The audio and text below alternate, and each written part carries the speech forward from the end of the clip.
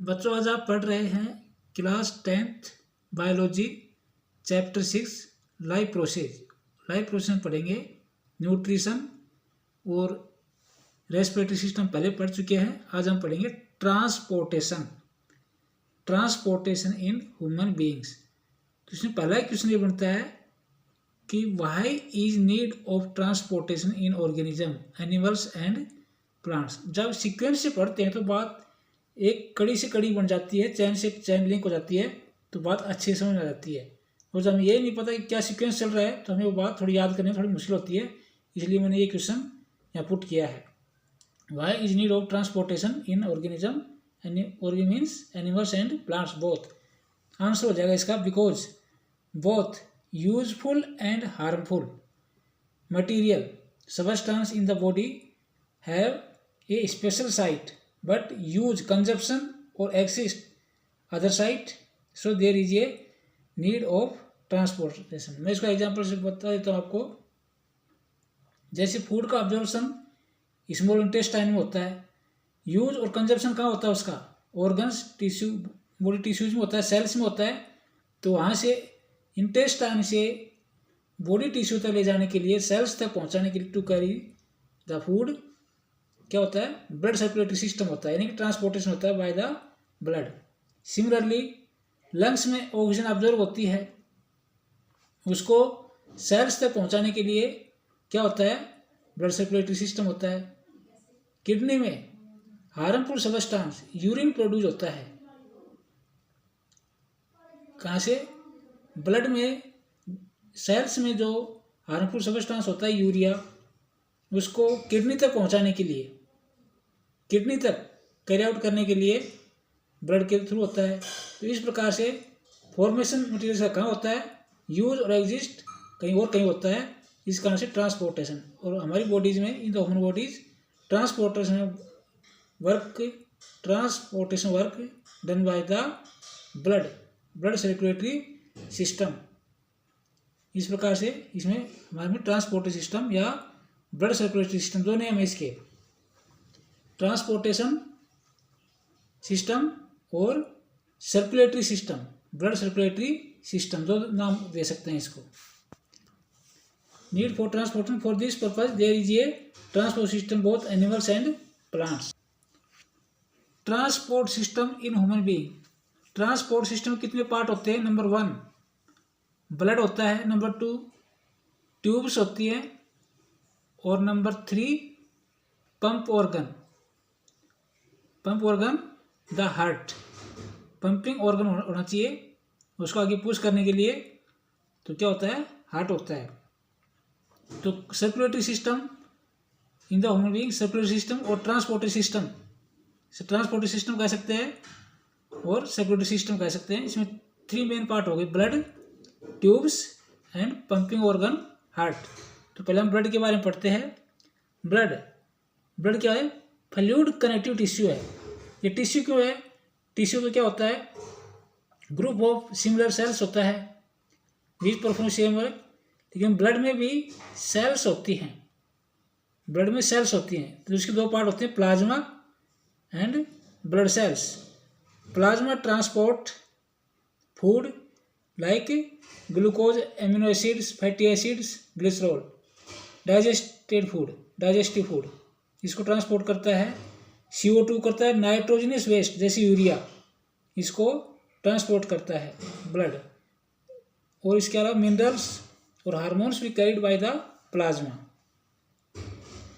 Sales 3 type की होती है, RBC, WBC and platelets. RBC red blood cells होती हैं, WBC वाइट ब्लड सेल होती है, and platelets. RBC contains hemoglobin which carry out the transport oxygen in the form of oxyhemoglobin. WBC kills the germs in the body and protects our cells tissue by the infection, killing the germs. Platelets repair maintenance of the body. Platelets क्या काम करती है, repairing का काम करती है of any organs tissues. तो इसमें वर्क दिया गया RBC carries oxygen in form of oxy haemoglobin. Blood is pushed by the pumping organ the heart. ये network of tubes blood vessels, tubes होती हैं blood vessels, artery and veins और capillaries, तीन है में arteries, veins and capillaries. Capillaries thin branches of the arteries और vessels की होती हैं, very thin. Tubes are capillaries, these are the tissue, which are the tissue। अब बच्चों हम सिंपल पाथ में देख लेते हैं, simple path of the blood circulation. इसमें कहाँ से याद करोगे आप, सिंपल सा डायग्राम बनाया मैंने, आप ये एक पॉइंट याद कर लो बस, पूरा सर्कुलेटरी सिस्टम याद हो जाएगा आपके कि किस तरह से ब्लड सर्कुलेट होता है through heart in the body, heart to body. इसका सर्कुलेटरी पाथ है ये सर्कुलेटरी पाथ क्या है, इसका पैसेज क्या है कि सबसे पहले लेफ्ट याद करें, L oxygenated blood means oxygen rich blood.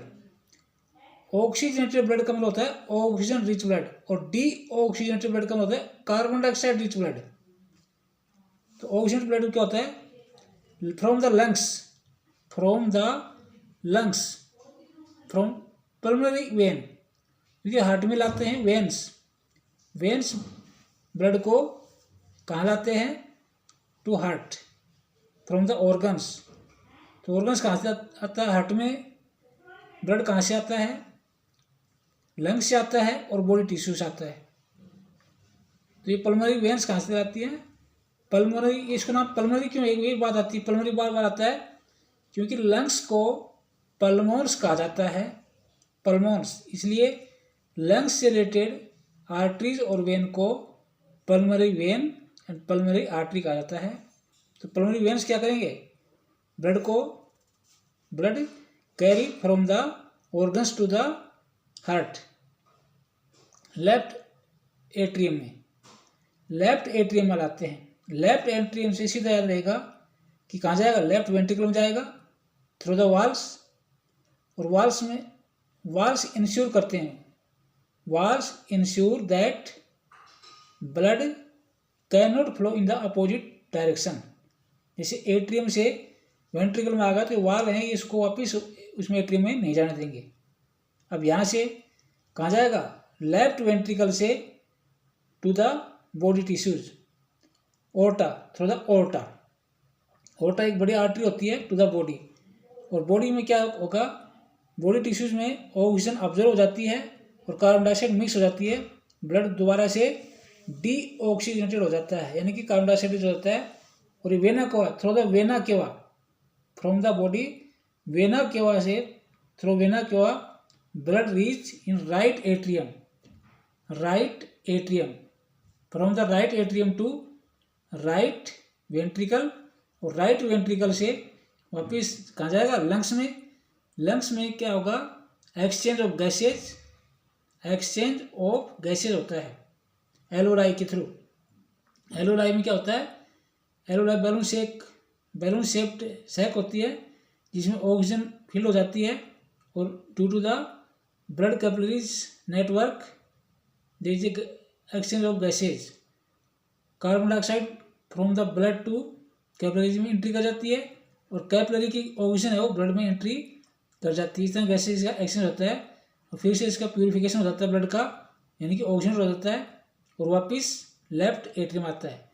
तो अब आपको ये पथ याद हो गया होगा इसका, सिंपली सबसे पहले from lungs to left, L L याद रखें, लंग्स एल एल, यानी कि लंग्स से लेफ्ट एट्रियम, लेफ्ट एट्रियम से लेफ्ट वेंट्रिकल, लेफ्ट वेंट्रिकल से कहाँ जाएगा, aorta, through the aorta body tissues, from the body tissues the right atrium, right atrium से आएगा तो राइट वेंट्रिकल जाएगा, राइट वेंट्रिकल से कहाँ जाएगा, लंग्स में जाएगा। तो ये तो पाथ है। इसकी मैकेनिज्म क्या है, यानी कि वर्किंग कैसे होता है, वर्किंग कैसे होता है इसका कई पॉइंटों में हमें करना पड़ता है। ये वर्किंग नहीं है, ये तो पाथ है। वर्किंग क्या होता है, लेफ्ट एट्रियम एक्सपैंड, रिलैक्स और डायलेट, तीन वर्ड बोल रहा हूँ मैं। एक्सपैंड होता है, रिलैक्स होता है या डायलेट होता है। Then blood enters in the left atrium from the lungs through the pulmonary vein. After some time it contract. ये कॉन्ट्रैक्ट होता है लेफ्ट एट्रियम. जब ये कॉन्ट्रैक्ट होगा, लेफ्ट एट्रियम कॉन्ट्रैक्ट होगा, तो वेंट्रिकल एक्सपेंड यानी कि डायलेट होगा, तो blood come from the atrium to ventricle. और फिर वेंट्रिकल क्या होगा, कॉन्ट्रैक्ट होगा, तो ब्लड वापस एट्रियम में नहीं जाएगा क्योंकि वाल्व लगे हुए हैं, वाल्व नहीं जाने देंगे. फिर artery through the aorta at the pressure, at high pressure go into the bodies. Similarly इधर ऊपर राइट एट्रियम है, राइट एट्रियम और ये लेफ्ट एट्रियम और राइट एट्रियम दोनों एक साथ कॉन्टैक्ट होते हैं. तो लेफ्ट का कॉन्टैक्ट होने से लेफ्ट का लेफ्ट वेंट्रिकल में जाता है, राइट का राइट वेंट्रिकल, और दोनों जब ये वेंट्रिकल दोनों एक साथ एट ए टाइम कॉन्टैक्ट होंगे तो राइट का कहाँ जाएगा, लंग्स में जाएगा, और लेफ्ट का वापिस बॉडी टिश्यू में जाएगा. तो ये इसका ये रिदमिक इसमें क्या होता है, रिदमिक इसमें कॉन्ट्रैक्शन रिलैक्शन होते हैं, मतलब एक शॉर्ट इंटरवल टाइम के बाद. रिदमिक का मतलब ए सर्टेन इंटरवल, ऊपर कॉन्ट्रैक्ट नीचे, ऊपर जो कॉन्ट्रैक्ट होगा तो नीचे डायलेशन होगा, जब नीचे से डायलेशन होगा दोनों में तो ऊपर कॉन्ट्रैक्ट होगा. तो आप समझ गए इस तरह से. ये इसकी मैकेनिज्म है वर्किंग हार्ट की, द मैकेनिज्म ऑफ हार्ट या फंक्शन ऑफ हार्ट कैसे काम करता है. इस तरह से ब्लड में ये सर्कुलेट करता है. एक बात और ध्यान रखने का है कि इसमें there is no mixing of the oxygenated and deoxygenated blood. Oxygen और डीऑक्सीजनेटेड ब्लड यानी कि ऑक्सीजन रिच और carbon dioxide rich blood mix नहीं होता है, सेपरेशन होता है. लेफ्ट राइट में सेपरेशन होता है, लेफ्ट राइट में. Why is important, therefore it is called double circulatory system, because at a time through the heart oxygenated and deoxygenated blood transported.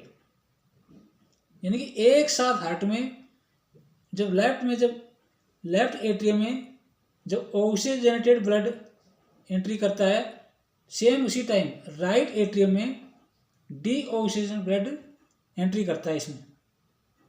तो इस प्रकार से at a time two types का blood यानी कि ऑक्सीजन रिच और carbon dioxide rich entering the heart, so it is called double circulatory system. Double circulatory system what is useful, because the mammals and birds need a large amount of energy and so efficient blood supply needed. इनमें consumption ज़्यादा होता है energy का. Mammals and birds में physical work के कारण energy consumption ज़्यादा होता है, इस कारण से इनको एफिशिएंट ब्लड सप्लाई चाहिए. तो कब होगा, जब ऑक्सीजन और डीऑक्सीजन सेपरेट रहे. अगर मिक्स हो गए तो उनको सफिशिएंट ऑक्सीजन सप्लाई नहीं हो पाएगी और इस कारण से उनका एनर्जी कंजप्शन डिस्टर्ब हो जाएगा. इस कारण सेपरेशन मैमल्स और बर्ड्स के लिए जरूरी है. तो ये इसका यूज है. तो अब आप समझ गए होंगे, मैंने पहले पथ पढ़ाया है, फिर इसकी मैकेनिज्म पढ़ाई है. हार्ट का डायग्राम अलग से भी है, वो सिंपल ऐसा ही डायग्राम बना सकते हैं आप, जैसे ये बना हुआ है हार्ट का डायग्राम. ये बॉडी में सर्कुलेशन कैसे होता है उसका डायग्राम है. Heart to body circulation of blood, ये उसका डायग्राम है.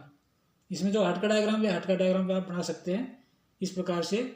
तो मैंने पथ समझा दिया, इसकी मैकेनिज्म समझा दी, ब्लड का समझा दिया. अब आते हैं ट्यूब्स पर. ट्यूब्स कितने टाइप की होती हैं, tubes 3 types, arteries, veins and capillaries. Arteries thin wall होती है, thick wall. Arteries are thick wall because the blood flow in the arteries high pressure होता है, इसके लिए थिक वॉल होती है. Carries blood from the heart to organs body tissue. Heart से इसका अपोजिट वेन हो जाएंगे. Vein from to organs to heart blood supply करते हैं, ब्लड को कैरी आउट करते हैं. कहाँ से, from body tissue to heart. Veins are thin wall, इसमें थिन वॉल होता है. Capillaries in the body tissues to supply the materials to each cells. The arteries and veins divide again and form a thin tubes network in the tissue. These are capillaries. Capillaries are very thin walls.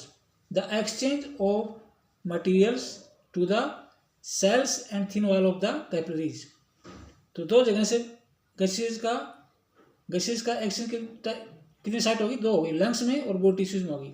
Body tissue क्या होती है? Capillaries की thin wall होती है जो direct contact में होती है सेल्स की वॉल, सेल मेम्ब्रेन के, और वहाँ से इसका सीधा exchange of material and gases हो जाता है।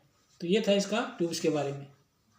अब बच्चों हम वर्क ऑफ ब्लड सेल्स पढ़ लेते हैं। आरबीसी के बारे में पढ़ चुके हो। RBC have haemoglobin and use transport of oxygen. WBC protects our body from the harmful bacteria यानी कि pathogens. And platelets help to repair platelets injured part.